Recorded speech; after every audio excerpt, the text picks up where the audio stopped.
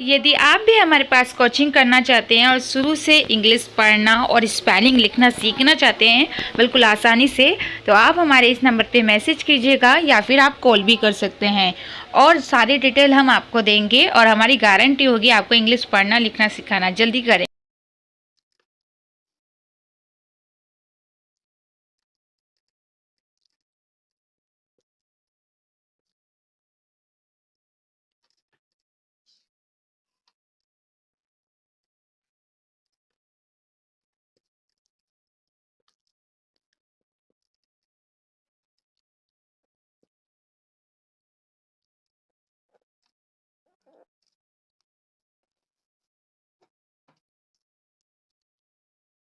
कल हमने सीखी थी कुछ नाम लिखना, जिसमें नाम लिखना क्या, का को क्या बोलते हैं, का से लेके ज्ञा तक किसको क्या पढ़ा जाता है, किसको क्या लिखा जाता है, ये सब हमने सीखा। कुछ नाम भी हमने सीखे थे। आ का डंडा कब लगाते हैं, कब नहीं लगाते हैं, यानी कि ए कब लिखते हैं और कब नहीं लिखते हैं, ये सब चीजें हमने सीखा था। ठीक है। नाम यानी कि शबनम, मान लीजिए कोई नाम है और वो 4 शब्द का है, जैसे कि शबनम है, इसमें 4 शब्द हैं, तो इनको हम कैसे लिखेंगे। पहले आपको सब लिखना होता है, फिर हम नाम लिखते हैं, यानी कि एक साथ आपको पूरा नहीं लिखना है।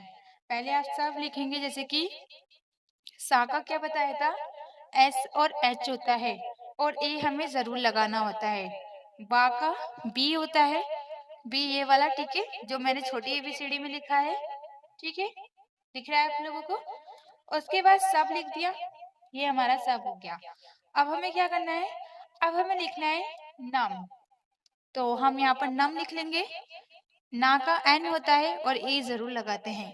माँ का एम लिखेंगे, लेकिन लास्ट में है तो ए नहीं लिखेंगे। तो अब हमने नाम भी लिख लिया। तो नाम ये छोटी एबीसीडी वाला है और ये बड़ी एबीसीडी का, यानी कि स्मॉल में, ये कैपिटल में है। तो अगर आप कोई भी नाम लिख रहे हैं, बड़े से बड़ा नाम है, तो आपको इसी तरीके से लिखना है। पहले उनके जोड़े बना देना है, फिर पहला जोड़ा लिखना है, फिर दूसरा। इस तरीके से आपको आसानी से समझ में आ जाएगा और आपको ज्यादा बड़ा नाम भी नहीं लगेगा। उसके बाद जैसे कि है ज्ञानेश्वर, इसको किस तरीके से लिखेंगे, पहले हम ज्ञाने, ज्ञाने लिखेंगे, यानी कि ज्ञा ने। तो पहले ज्ञा ज्ञानी का क्या होता है, जी वाई होता है। अगर आपको नहीं पता ज्ञा ज्ञानी को क्या पढ़ा जाता है इंग्लिश में, तो आपको मैं आज नोट्स सेंड कर दूंगी, ठीक है, उसमें से आप याद कर लेना। तो ए तो जरूर लगाएंगे, तो जी वाई ए लिखना है। उसके बाद ना के लिए एन लिखेंगे और ए की मात्रा के लिए ई लगता है। छोटी ए की मात्रा है तो ई लिखेंगे। ज्ञा ने, हमने ज्ञाने लिख दिया। अब ज्ञानेश्वर, तो इसके लिए कैसे लिखेंगे, वही सिंपल है। अब ये तीनों हैं तो इनका जोड़ा बनाएंगे और पहले शाह के लिए एस एच लिखेंगे, क्योंकि आधा शाह है तो ए नहीं लिखना है। मैंने बोला था अगर शाह के नीचे हलंत होता है तो वो आधा शाह होता है और उसका एस एच होता है।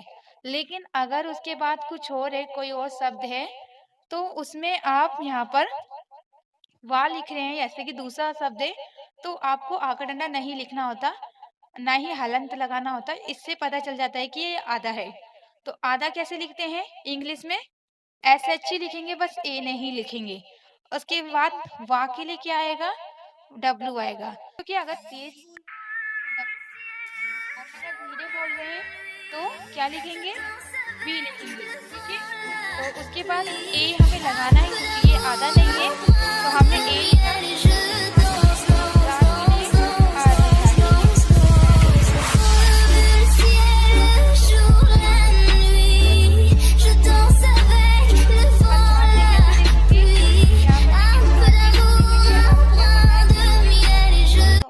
पूरा ही लिखना होगा। पहले हमें झा के लिए क्या लिखते हैं, जे एच लिखेंगे। उसके बाद ए जरूर लगाते हैं, मैंने आपको बताया था। और सा के लिए एस लिखते हैं, ठीक है।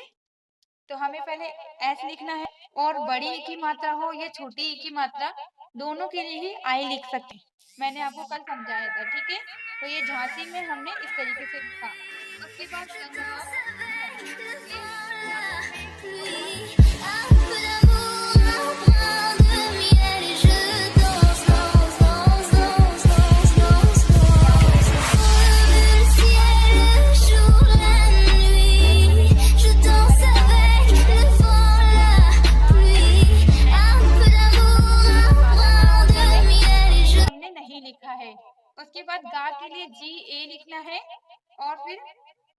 हाँ, मैं आपको इसका समझा दूंगी।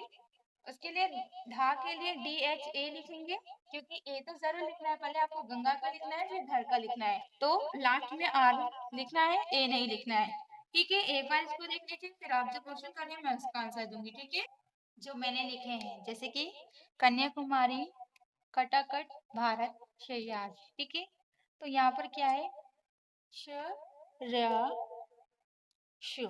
देखिए, अगर हम जैसे यहाँ पर आप देख रहे हैं छ, इसको हम किस तरीके से लिखते हैं, ये दो शब्दों से बनता है, सा प्लस र, यानी कि सा और र जुड़ा हुआ होता है, तब जाके ये बनता है श र।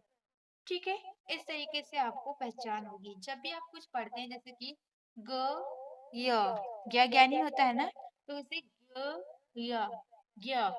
तो जब इसे आप ज्ञ पढ़ते हैं, ज्ञानी यानी कि ज्ञ, तो आपके मुंह से दो आवाज निकलती है, जैसे कि ग प्लस या। आप खुद पढ़ के देखिएगा, जब भी आप ज्ञ यानी कि ज्ञानी पढ़ते हैं, तो आपके मुंह से दो आवाज निकलेगी, और अगर इसको भी पढ़ेंगे तब भी आपके मुंह से दो आवाज निकलेगी, श र।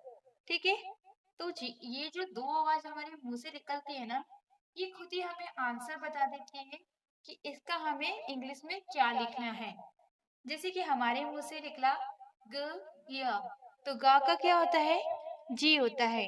ग य, या का क्या होता है, वाई होता है। तो देखिए, ज्ञानी का आंसर खुद ही हमने लिख लिया। इसके बाद श र, श्र, तो इसका आंसर क्या होगा, शा का क्या होता है, एस एच भी लिख सकते हैं।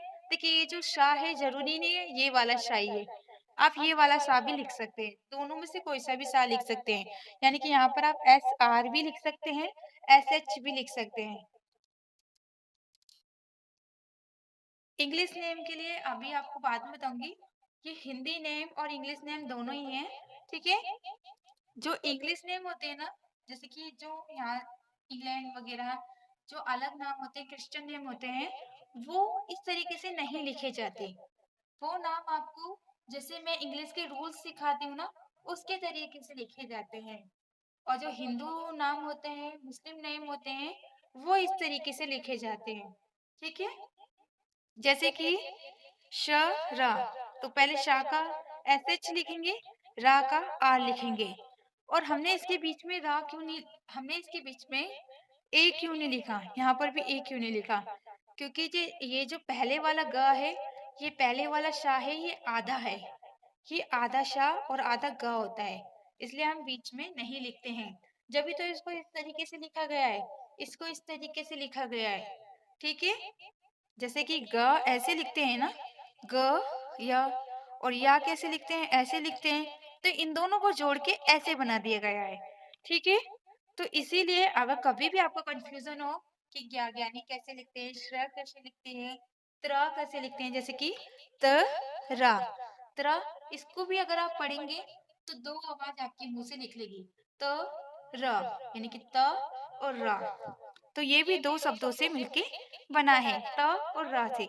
तो ता का टी होता है, रा का आर होता है, इसीलिए त्र का टी आर होता है, क्योंकि वो दो दो शब्दों से मिलके बने हैं, तो दो ही शब्द लिखने होंगे ना।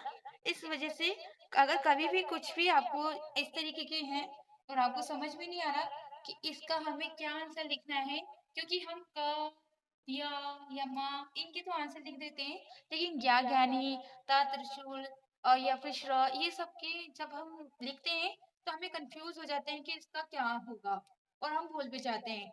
लेकिन जब भी आप हिंदी बोले ना, तो आपके मुंह से आप चेक कीजिए कि क्या निकल रहा है, जैसे कि त र, तो आपको खुद ही आंसर मिल जाएगा। ठीक है, तो ये तरीका होता है अगर आपको पहचानना है तो। ठीक है, उसके बाद जैसे कि मैं नाम लिखवा रही हूँ, चलिए मैं इसके बारे में बात कर लेती हूँ। जैसे कि कन्या, तो पहले हम कन्या लिखेंगे, तो का क्या होता है, के होता है, और ये हमें सब जगह लगाना है, बस लास्ट वाले को छोड़ के, क। उसके बाद आधा ना है तो खाली एन लिखेंगे, ए नहीं लगाएंगे। ठीक है, मैं छोटा एन लिख देती हूँ। उसके बाद या है, तो या का क्या होता है, वाई होता है, क्योंकि या के साथ आ का डंडा है, तो ए तो लिखना ही पड़ेगा, क्योंकि लास्ट में हम ए नहीं लगाते हैं, जब तक आ का डंडा ना हो। यहाँ पर आ का डंडा है तो हम ए लिख लगाएंगे। कन्या, तो हमने ये लिख दिया। अब हमें लिखना है कुमारी। हम मेरी माने तो इसी तरीके से लिखेंगे तो बहुत आसानी से लिख देंगे। कुमारी लिख लेते हैं। तो इसको कैसे लिखेंगे? पहले का की लिखेंगे, फिर ऊ की मात्रा का यू लिखेंगे, फिर एम का यानी कि माँ का एम लिखेंगे, और उसके बाद आ का डंडा है या फिर ना हो ए लिखना ही होता है। अब इसकी आप कह रहे हैं कि हमें कैसे पहचान होगी? जब हम हिंदी नाम लिखते हैं तो हम पहले हिंदी लिखते हैं, फिर हिंदी नाम लिखते हैं। लेकिन अगर आप क्रिश्चियन नाम लिखते हैं तो आपको पहले इंग्लिश यानी कि वो नाम अलग होते हैं, मैं आपको बाद में सिखाऊंगी। पहले आप हिंदी नाम लिखना सीखिए और मुस्लिम नेम लिखना सीखिए। वो सब मैं आपको अभी लिखवा दूंगी, पहले आप इतना तो लिखना सीखिए। तभी तो मैं आपको तो इससे ज्यादा मुश्किल सिखाऊंगी ना, पहले आपको इतना। अगर एकदम मैं आपको डिफिकल्ट सिखाऊंगी तो आपको कुछ समझ में नहीं आएगा, ठीक है। उसके बाद माँ, रा का आर लिखेंगे, और छोटी की मात्रा हो या फिर बड़ी की मात्रा आई हम लिख सकते हैं, दोनों ही सही माना जाएगा, ठीक है। कुमारी हमने लिख लिया। मैं पहले से आपको मुश्किल नाम इसलिए नहीं सिखाती क्योंकि अगर आप एकदम मुश्किल नाम लिखेंगे यानी कि डिफिकल्ट नेम जो होते हैं तो आपको कुछ भी समझ में नहीं आएगा। क्योंकि आपको जब इजी नाम ही नहीं आते लिखने तो मुश्किल नेम कैसे लिखेंगे यानी कि डिफिकल्ट नेम कैसे लिखेंगे, ठीक है। भारत, भारत तो सिंपल है, आप लिख ही लेंगे। पहले भा का बी एच लिखेंगे, फिर आ का डंडा है तो ए लिखना है, नहीं होगा तब भी लिखना है। आर का रा होगा, ए जरूर लिखना है, ता का टी लिख देंगे। और लास्ट वाले में ए जभी लगाते हैं जब आका डंडा होता है, ठीक है। भारत तो सिंपल है, आप लिख ही देंगे, यहाँ लिखा है।